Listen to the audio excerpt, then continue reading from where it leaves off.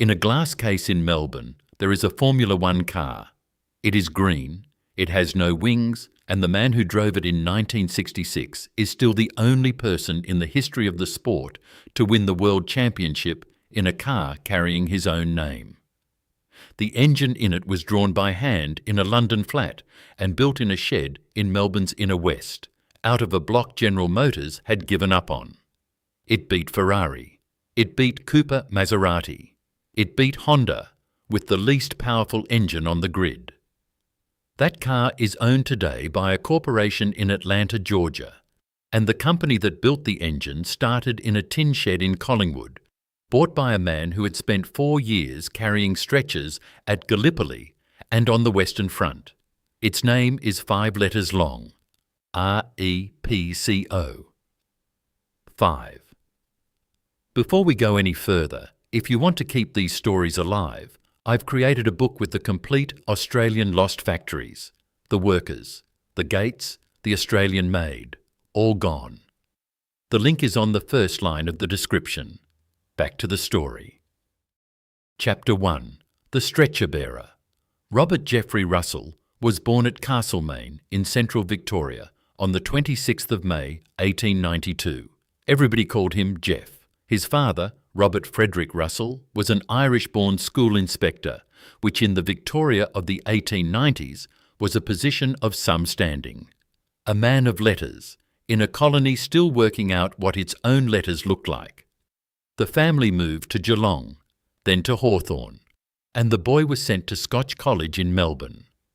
There is a sentence about him in the Australian Dictionary of Biography that is worth hearing exactly as it was written, because it is very carefully phrased. He completed his schooling, it says, without showing the scholarly aptitude of his father. The school inspector's son was not going to be a man of letters. What he wanted was on the other side of the door. He apprenticed as a fitter and turner at A.H. MacDonald and Company in Glenferrie, and then went bush as a journeyman motor mechanic at Wangaratta, in the northeast of the state. A country town with a workshop and a forge, and the smell of grease at 6 in the morning.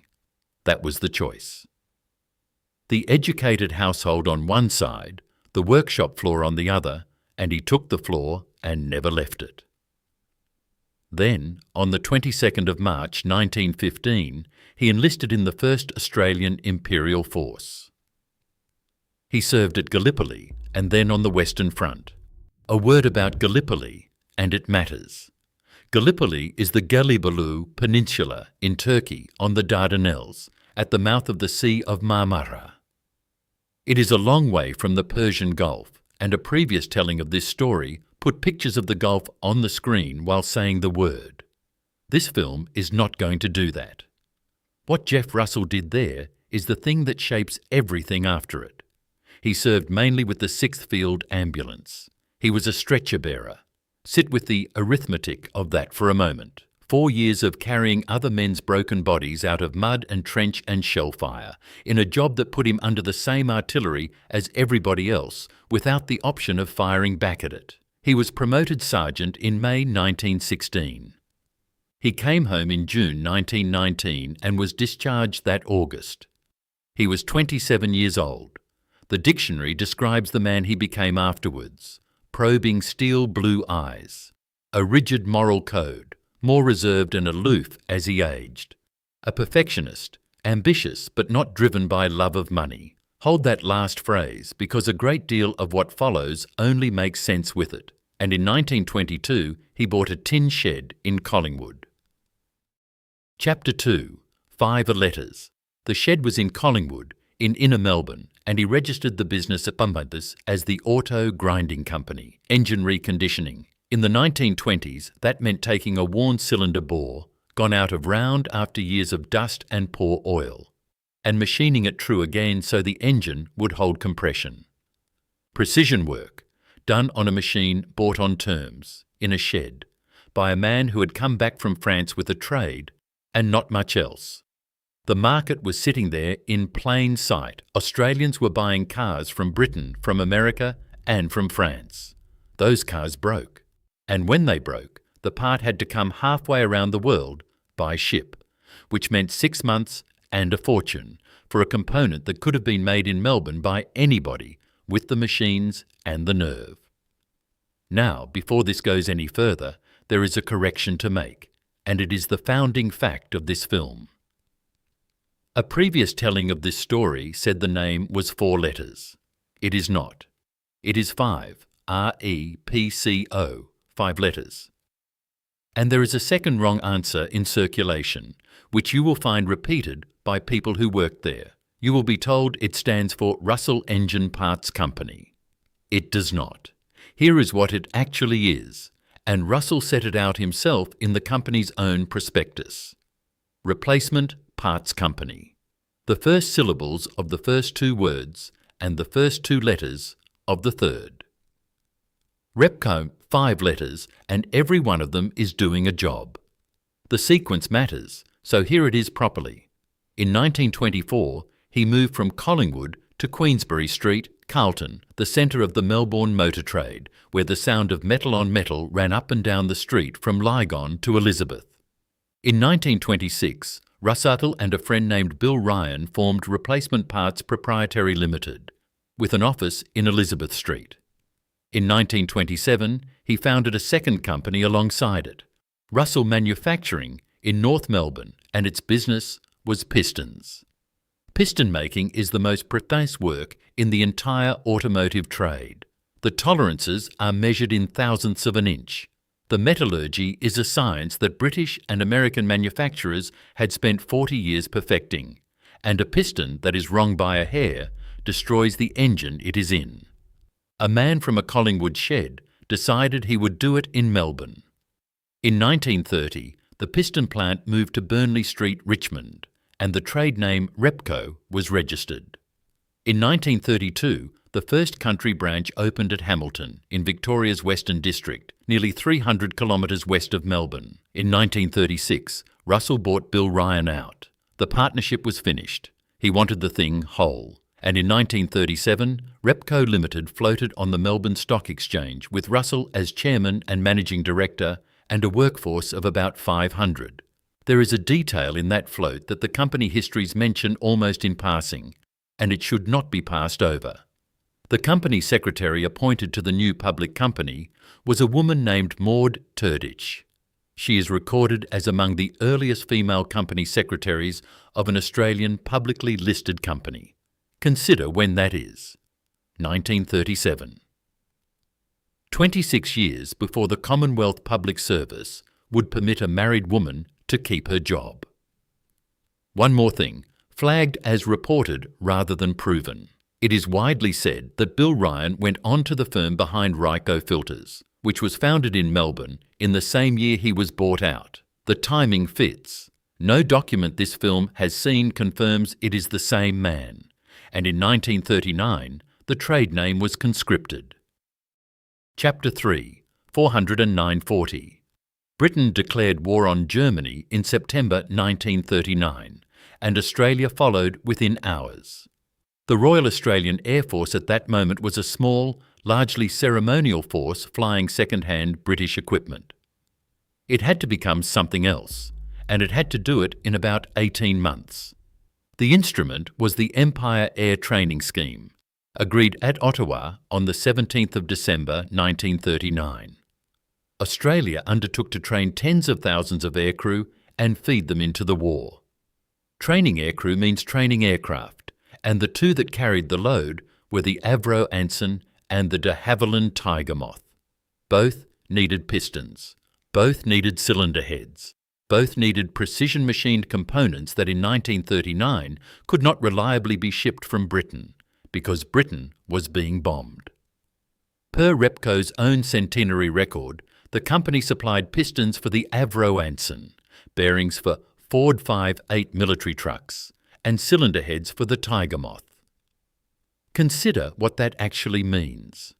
Pistons for the aircraft that trained every pilot the Royal Australian Air Force put into the air. Bearings for the trucks that moved the army. Cylinder heads for the trainer that produced the men who would fly Spitfires over Darwin and Lancasters over Germany. And the founder did not run it from an office.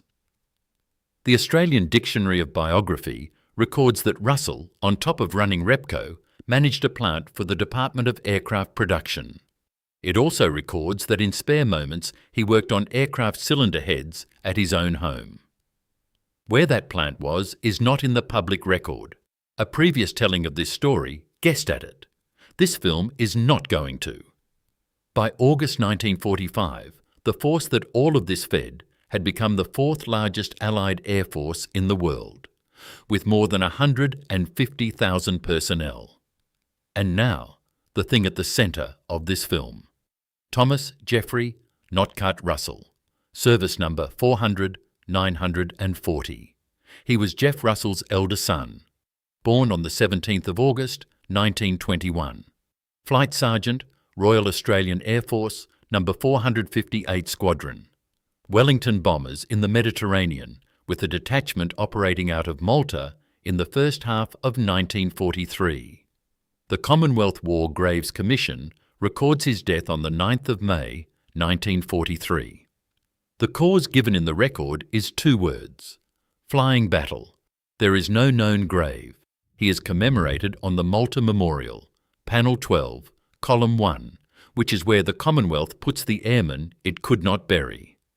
The Commission names his parents as Robert Jeffrey Russell and Hazel Margaret Russell, of Melbourne, Victoria.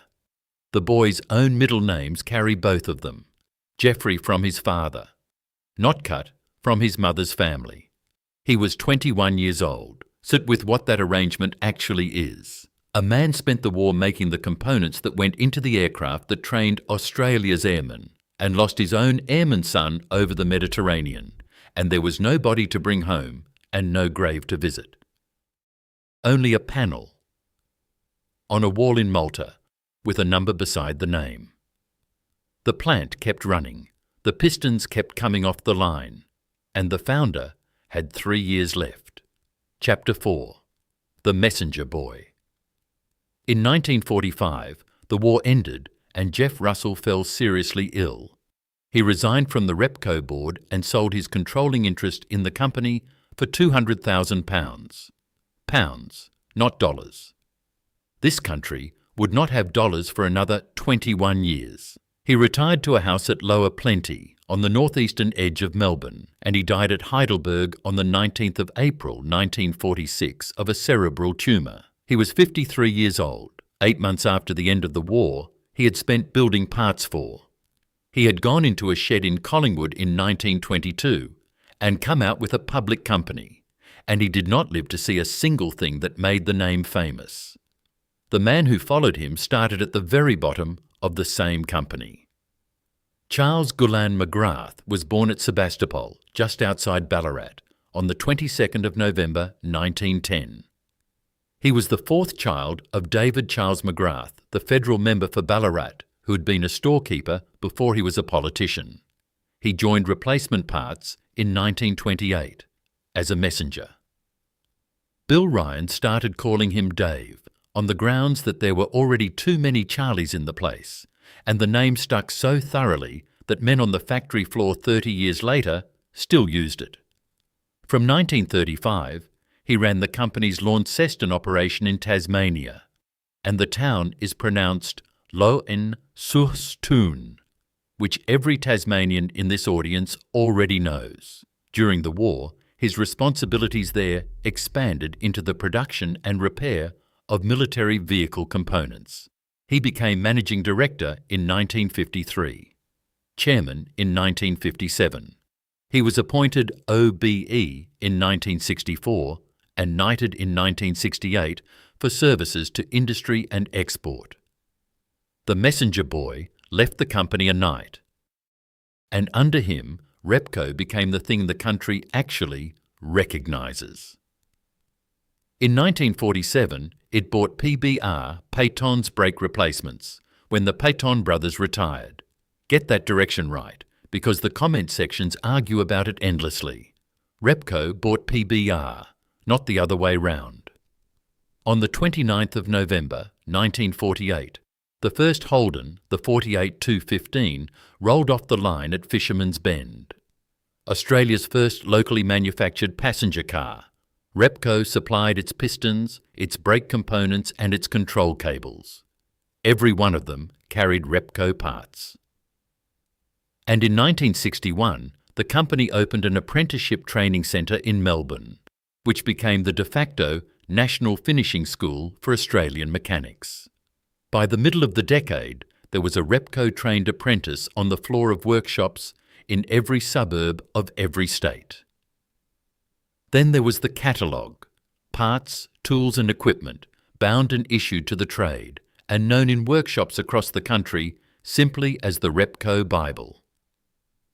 The line men still use about it is that if it was not in there, it did not exist. Now, about the word in the title of this film. Trusted is a word a company chooses for itself, and any company can put it on a wall. A generation of tradesmen who learned their trade on your account, out of your catalogue, is something else entirely. And it is not a claim. It is a record. And in 1964, a parts company from Melbourne decided to take on Ferrari. Chapter 5. A block General Motors threw away. For the 1966 season, Formula One doubled its engine capacity limit, from 1.5 litres to 3. The paddock responded the way paddocks do. It went chasing power, 12 cylinders, 16 cylinders, complicated valve gear and parts lists as long as your arm, and engines that would be magnificent when they were finished, whenever that turned out to be. Jack Brabham did the opposite. He had noticed something in America. General Motors had built an aluminium V8 of 215 cubic inches for its compact cars, used by both Buick and Oldsmobile, and had then abandoned the whole alloy program. Brabham took the Oldsmobile version, and there is a specific engineering reason for that which is worth knowing. The Oldsmobile block had 6 head studs per cylinder. The Buick had 5. 6 studs means more clamping force on the head, which is exactly what you need if you are going to raise the compression and spin it to 8,000 revolutions a minute. So the one time in this film that 5 is the wrong answer, Brabham knew it and took the 6. There is a second reason, and it is also true, and the two are not in competition. General Motors had walked away from the program, which meant the blocks could be had cheap. Brabham liked a bargain his whole life. The man who turned that block into a Grand Prix engine was Phil Irving. Irving was Australian-born, in Victoria in 1903. He had designed the Vincent V-twin, one of the great motorcycle engines of the 20th century, and written a book called Tuning for Speed that apprentices were still buying second-hand 50 years later. He did the drawings at a flat in Aliwal Road, Clapham Junction in London, starting in March 1964, with Brabham over his shoulder. The drawings were finished by September. What he drew was deliberately, almost stubbornly, simple. A single overhead camshaft per bank, 2 valves per cylinder, chain drive. Say that plainly, because the last telling of this story got it wrong, and so do half the diagrams on the internet. It is not a twin cam. It is not a pushrod engine. 1 camshaft over each bank of cylinders, driven by a chain. Irving's own reason was money. They could not afford the time or the cost to develop a 4-valve twin-cam head, so he designed something they could actually build, and build again, and repair at a racetrack on a Saturday afternoon. The first engine fired on Repco's dyno at Richmond on the 21st of March 1965, about 51 weeks from the first drawings. Some accounts say 53. Call it a year. The operation then moved to 87 Mitchell Street, Maidstone, in Melbourne's inner west, and this film is showing number 87 because a previous one showed number 148. The men in that shed have names. Frank Hallam was general manager. Charlie Dean, a Repco man who had built Maybach specials before the war, was in it. Peter Hollinger did much of the machining and later founded a racing transmission company that still trades today. And a first-class machinist named Rodway Wolfe turned the studs on the engine, put through night school at RMYT on Repco's money. He wrote afterwards that the work would normally have bored him, but he did not care because they were winning the World Championship. And there is one more man, and the comment section under every video about this car is angry that he gets left out. Ron Tarenak, British-born at Gillingham in Kent in 1925, but raised in Australia, in the country near Newcastle in New South Wales and RAAF during the war. He designed the chassis. The T in BT is Tarenak. So say the division of labour once, plainly, and be done with it. Tarenak designed the car. Irving designed the engine. Brabham had the idea and drove it. And in 1966, a parts company from Melbourne beat Ferrari. Chapter 6. 2 World Championships. The engine was called the RB620, just under 3 litres, 90 degrees, 8 cylinders, Lucas mechanical fuel injection, about 160 kilograms dry, and roughly 285 to 310 horsepower, which made it the least powerful engine in the field, and everybody in the paddock knew it. The Ferrari 512 made more. The Cooper Maserati made more. The Honda made a great deal more. What the Repco had instead was weight, simplicity, and the habit of finishing. It was light, so it was easier on its tyres and its brakes. It used less fuel, so it started races carrying less. It was uncomplicated, so there were fewer things on it that could fail. And it was small enough to drop into a chassis Tarenak had originally laid out for a completely different engine that never arrived. The season turned in July. France at Reims on the 3rd. Britain at Brands Hatch on the 16th. The Netherlands at Zandvoort on the 24th.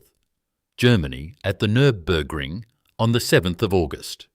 4 Grand Prix in 5 weeks, and Jack Brabham won all 4 of them. He finished the year on 45 points, 17 clear of John Surtees, with the title mathematically settled at Monza and 2 rounds still to run. Brabham Repco took the Constructors' Championship as well, and in doing it, Jack Brabham became the only driver in the history of Formula One to win the World Championship in a car carrying his own name. 60 years later, nobody else has done it. The following season, they did it again with a different driver, Denny Hume, a New Zealander, and it is worth saying so because the 2 names get run together as though they were both Australian. Won the 1967 Drivers' Championship in the BT24 with the developed RB740 engine, beating Brabham by 5 points. Brabham took the Constructors' Cup for the 2nd year running. Now, the honest part, because this film is not a fun letter. The motoring historian Doug Nye's assessment is that the Brabham Repco scored on weight against rivals who were more powerful, but in that first season of the new formula, undeveloped. Ferrari, BRM, Cooper, Maserati, Eagle Westlake and Honda were all still finding out what their new engines were. That is a fair reading, and this film is not going to hide it. What Brabham and Repco did was see the shape of the new rules earlier than anybody else and build the right thing for the moment. Foresight and a light, simple engine at exactly the right time. That is a real achievement. It is just not a miracle, and the men who did it never claimed it was. The end of it came quickly, and it came from Ford. On the 4th of June, 1967, at Zandvoort, the Ford Cosworth DF50 appeared in the back of a Lotus 49 and won on its debut. It made over 400 horsepower from the first day it ran. The gap was 100 horsepower and it could not be closed by being clever. Repco tried a 4-valve engine for 1968. It disappointed and the company left Formula One. And back in Australia, the empire was at its largest and had already been condemned. Chapter 7. What the tariff paid for. By the end of the 1960s, Repco ran nearly 40 factories across Australia. The figure is worth flagging. The International Directory of Company Histories records about 14 factories at the start of the decade, and nearly 40 by the end of it, so the 38 you will hear quoted is sound as a round number for the peak. Not 38 stores, not branches, factories, places where steel went in one end and finished automotive components came out the other. Pistons, brakes, drivelines, forgings, bearings, clutches. Then, through the 1970s, bicycles, electrical components, hardware, and paint as well, which is a list with no particular logic to it beyond the fact that the money was there and the company kept buying. How many people worked in it depends on who you ask. A man who left in 1980 says he was one of 12,000. That is testimony from someone who was there, and this film will call it exactly that, rather than dress it up as a corporate figure. Now, the part that most tellings of this story skip, and it is the part that actually explains everything. All of it stood behind a tariff wall. Motor vehicle tariffs in Australia ran at around 45%. Some chemical classifications were higher. That wall had been the spine of Australian economic policy since the 1920s. Behind it, this country had an engine components industry, a brake industry, a piston industry, and a forging industry. It had something in the order of 15,000 people in skilled trades who would otherwise have been doing something else. That is what the tariff paid for, and it was not nothing. And here is the other half of the same sentence. The wall also meant that every Australian paid more for every part in every car they ever owned for 50 years, and the money came out of the pockets of people who were not consulted about it. Both of those things are true, and neither one cancels the other. Anybody who gives you only one half of that is selling you something. The man who defended the wall was Sir Charles McGrath. He was the industry's leading public advocate for protection, and he was close to Sir John McEwen, the Country Party leader and Trade Minister who was its chief architect in Canberra. And from 1968 to 1974, McGrath served as Federal Treasurer of the Liberal Party of Australia, a role which the Australian Dictionary of Biography describes in unusually blunt language as understood as involving twisting arms in business for donations. The same entry contains the sentence that is the whole tragedy of this company in 9 words. He remained strenuously opposed to market liberalisation. So here is the question this film keeps coming back to. What is a company that makes the parts and never the whole? And at 7 o'clock on a Wednesday evening in July 1973, the wall came down by a quarter. Chapter 8. Midnight. On the 18th of July 1973, at 7 in the evening, Prime Minister Gough Whitlam appeared on national television and announced a 25% cut to every import tariff in the country. Effective midnight. It had been drafted in secret over about 3 weeks by a committee of 6 men chaired by Alf Rattigan, the head of the Tariff Board. Cabinet had not been consulted in detail. The industries affected had not been warned at all. Motor vehicle tariffs of around 45% fell to about 34% overnight. The economist Alex Milmau's assessment of what followed is that over the next 7 years, manufacturing employment in Australia fell by 80,000. He also notes that 15 months after the cut, fewer than 6,000 people had claimed the wage replacement that had been set up to cushion it. Now the part the comment sections leave out. At the time, the cut was hailed by the financial press as one of the boldest economic reforms since Federation. It was designed to attack inflation by letting cheaper goods in. And when the damage became obvious, tariffs were partly restored the following year. And the rest of it was bipartisan, which matters. The Fraser government, which followed, largely kept the settings it inherited. The Australian dollar was floated in December 1983 under Hawke and Keating, which exposed every manufacturer in the country to global pricing. The Button Car Plan of 1984 and 1985 then rationalised the car industry deliberately, cutting the number of locally built models and phasing tariffs down further, and every government since, of both colours, has kept them down. So say this once, plainly, because the argument is already running underneath this film. You will be told in the comments that one political party destroyed Australian manufacturing. The tariff war was built by both sides of politics, and it was taken down by both sides of politics, and there is not a government in 50 years that has tried to put it back. What it meant for Repco was arithmetic and nothing else. The forging plant could not match Korean forgings. The piston plant could not match Japanese pistons. The driveline plant could not match anybody. Sir Charles McGrath stepped back from managing director in 1967 and stayed on as chairman until 1980. He died at Cowes on Phillip Island on the 12th of May 1984, and his estate was sworn for probate at $1,166,438. He had spent his working life inside a company built behind a wall, and he never accepted that the wall would come down. And a year after he died, a man from New Zealand bought the whole thing with money he did not have. Chapter 9. 5 times its size. Bruce Judge was born in New Zealand on the 3rd of April 1942. He represented his country in field hockey at the Olympic Games in 1964 and again in 1968. He learned the trade under Sir Ron Brierley at Brierley Investments, the firm that brought the modern hostile takeover to Australia and New Zealand.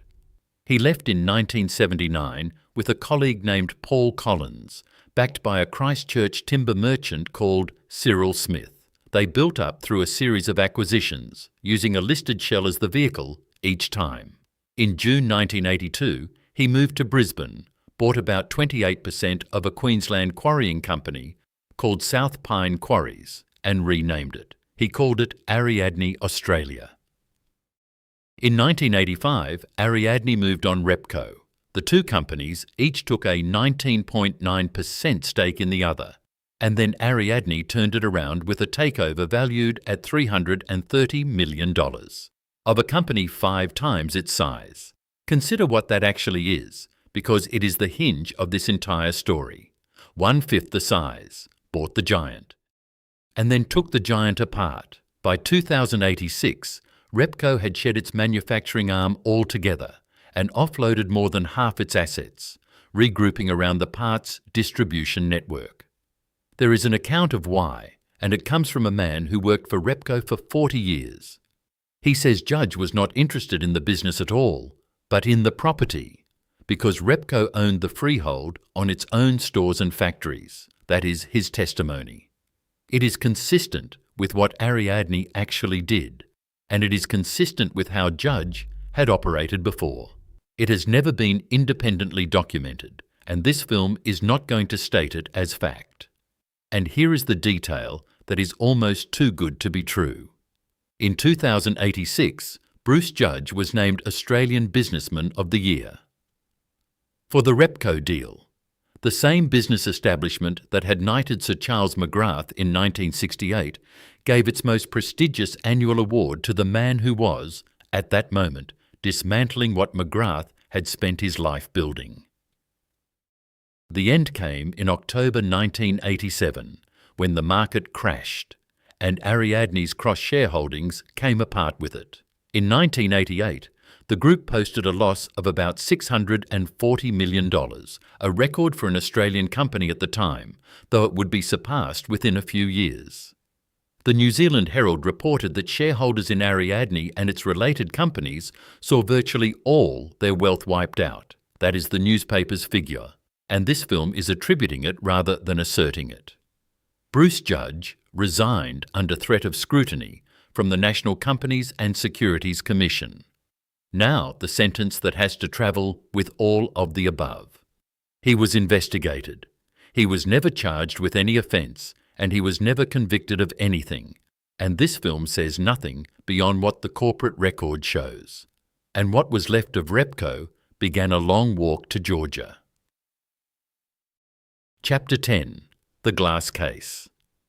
In 1988, Pacific Dunlop bought what remained for about $256 million and renamed it Pacific Automotive.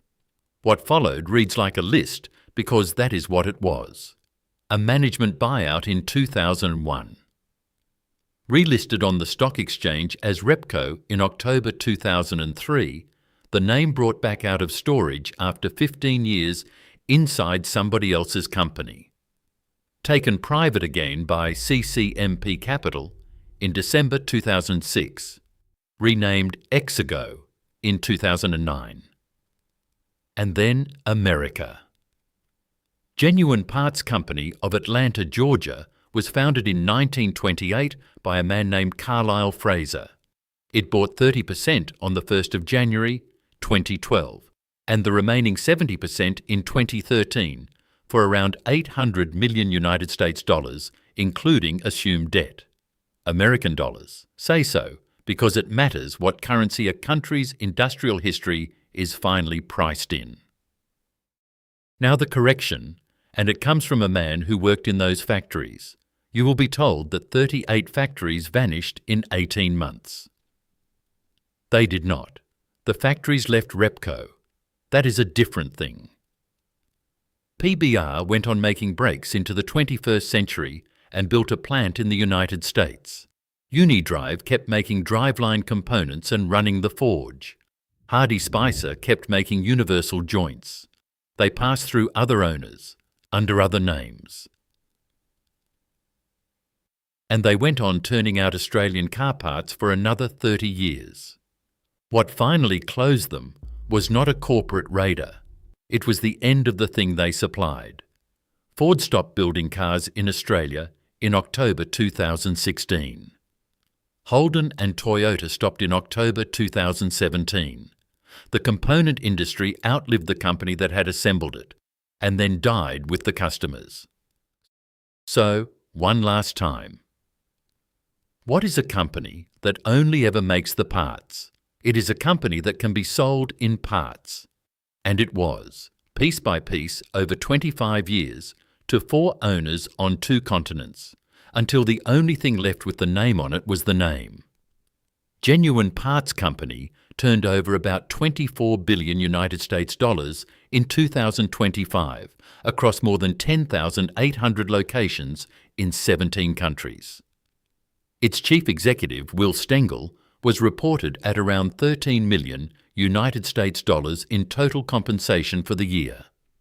Set that against the other number in this story. In 1945, Jeff Russell sold his entire controlling interest in Repco, the shed, the pistons, the float, the warwork, all of it, for £200,000. Today, there are about 400 Repco stores across Australia and New Zealand, and roughly 4,000 people working in them. And there is effectively no Australian manufacturing behind any of it. The parts on the shelves are imported. And the name is on the biggest motor race in the country. Since 2021, it has been the Repco Bathurst 1000. Bath, one word, and the last telling of this story could not say it. Named for a company that no longer manufactures anything in the country the race is run in. Which brings it back to the glass case. The BT19 was bought back by Repco in 2004 and it sits in the National Sports Museum in Melbourne. On the 5th of March 2026 at Albert Park, it became the 100th inductee to the Australian Motorsport Hall of Fame and the first car ever admitted to it, 60 years after the championship and 100 years after Jack Brabham was born. His grandson Sam was there. Go and look for the rest of it. The Collingwood shed is gone. The Richmond plant is gone.